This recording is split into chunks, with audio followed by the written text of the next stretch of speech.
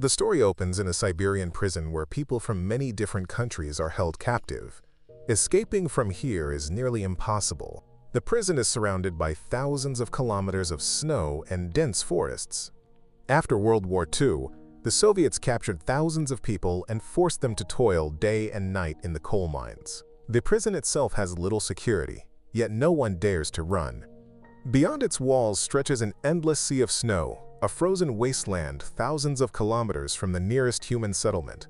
Even if someone tried to escape, the brutal Siberian cold would seal their fate.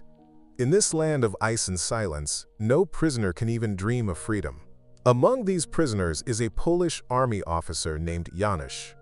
Falsely accused of several crimes, Janusz is forced to sign a confession, but he refuses. Frustrated, the interrogating officer brings in Janusz's wife.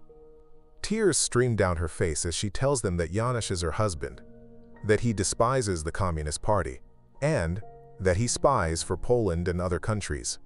Janusz is stunned, but as he looks at her, he realizes the truth. They have tortured her into giving a false statement. On the strength of that lie, Janusz is sentenced to 20 years in prison for espionage and sent to a Gulag labor camp in Siberia. We then see the prison officer telling the inmates that their prison is not just this camp. The entire Siberia is their prison. Even if they somehow manage to escape, the local people outside will kill them for a reward offered for catching or killing escapees. Next, we see all the prisoners standing in line for food.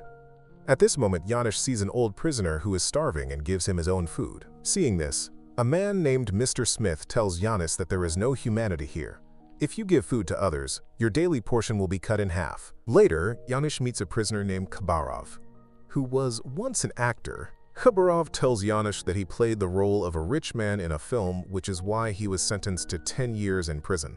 Janusz asks Khabarov if there is any way to escape from here. Khabarov says no and warns him not to think about escaping, or he will be killed. The next day, all the prisoners go to the forest to cut wood. During this time, Janusz looks for a possible escape route. In the evening, Khabarov tells Janusz that he actually does have a plan to escape. He was just waiting for a brave and fearless companion like him. He explains that about 500 kilometers from there lies Lake Baikal. If they go south along its shore, they will reach the Trans-Siberian Railway, and beyond that, the Mongolian border. But first, they must wait until winter ends and gather as much food as possible for the journey. They start collecting food little by little every day. One day, Janusz, Mr. Smith, and several others go to work in the coal mine, where survival is extremely difficult. During this time, Janusz starts hallucinating and sees his home. As he walks toward it, a guard aims his rifle to shoot him, but Mr. Smith saves his life just in time. Janusz tells Mr. Smith about Khabarov's escape plan. Hearing this, Mr. Smith says that Khabarov is lying. He talks like that to new prisoners but never escapes. "If you want to escape from here," says Mr. Smith, "I'm with you." When Janusz asks why, Mr. Smith replies, "Because you're a good man. You have humanity, and that might be useful. If something happens to me on the way, you'll help me." One night, a snowstorm blows fiercely. Seeing this, Janusz tells Khabarov, "Tonight is the right time to escape. The snowstorm will erase our footprints and make it hard for the guards to track us." But Khabarov refuses, saying they don't have enough food or proper preparations yet. A Russian criminal named Valka overhears their conversation and threatens Janusz, insisting that he must take him along. Janusz agrees.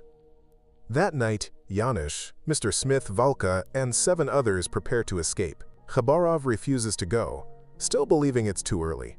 To begin their escape, they first turn off the generator, which will stay off for only 10 minutes. Then, they cut the wire and run into the forest. When the guards realize that some prisoners have escaped, they follow them into the woods, but the heavy snowstorm erases all traces of footprints, making it impossible for them to know which way the fugitives went. The guards release dogs into the forest, but the snow and wind make progress difficult for everyone. The prisoners use Valka's knife to peel bark from trees and make full-face masks for protection, then continue onward. By morning, they have come far enough that there's no chance of pursuit. They sit down and gather all their food, enough for only a few weeks. After resting, they continue their long journey south toward Lake Baikal, which would still take many days. Using the sun for direction, Giannis leads them onward. When night falls, they rest in the forest. To make a fire, they all search for wood. One of them, a young man named Kazakh, has poor night vision, a fact known only to his friend. Kazakh gets lost while searching for wood. When the others return, they cannot find him. In the morning, they discover Kazakh sitting nearby, frozen to death. Saddened, Giannis says, "Today, a free man has died." They bury him and move on. Days pass, and their food runs out. To survive, they eat insects and bird eggs. They should have reached Lake Baikal a week ago, but after losing their way, they are still far from it. One night, they hear animal sounds. When they investigate, they find wolves eating their prey. They drive the wolves away and eat the remaining meat, gaining some relief. The next morning, Giannis tells everyone that he will go alone to find the lake. If he doesn't return in a week, they should assume he's dead. After many hardships, he finally spots Lake Baikal on the third day. He returns and tells the group that the lake is only a day's journey away. Exhausted and sick, he rests as the others care for him. The next day, they head toward the lake. Along the way, they notice a young girl following them. She says she is escaping from the Russians and hasn't eaten for days. She begs to join them. Giannis and Mr. Smith want to help her, but the others refuse. They barely have enough food for themselves, so they leave her behind. When they reach the lakeshore, they find a deer trapped in a marsh. They kill it and use it for food, enough to last a few days. That evening, Mr. Smith brings the girl along anyway. They give her food and allow her to stay.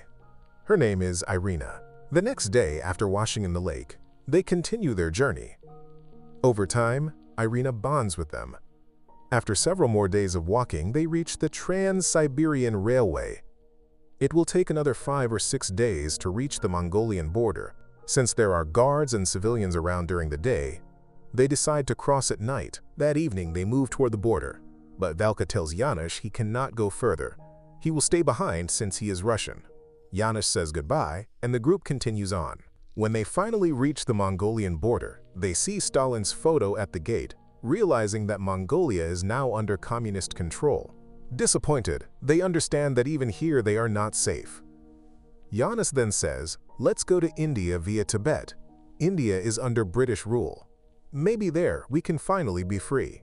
But to reach India, they would have to cross the Himalayas. Still, they decide to face the mountains for their freedom and move forward, though the journey ahead is still thousands of kilometers long.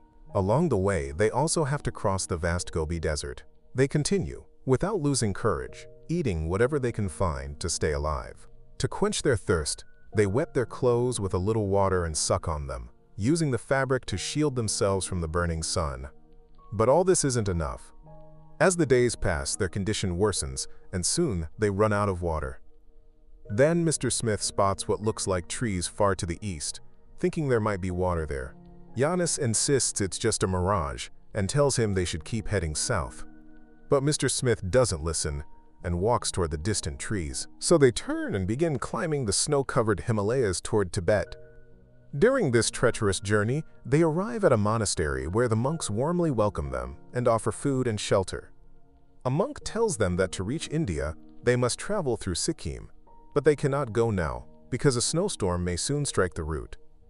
Still, Giannis insists on leaving immediately. Mr. Smith then tells Giannis that he plans to go to Lhasa and then to China, where a US military operation is taking place.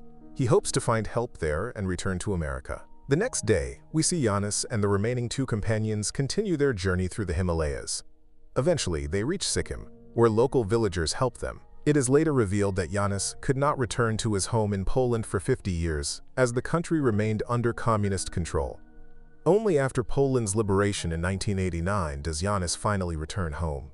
He retrieves the key from under the stone by the door and unlocks it. Inside, he finds his wife, now an old woman. Seeing each other after so many decades, they both become emotional and embrace. And with that, the film ends. If you enjoyed the video, don't forget to like the video and subscribe to the channel.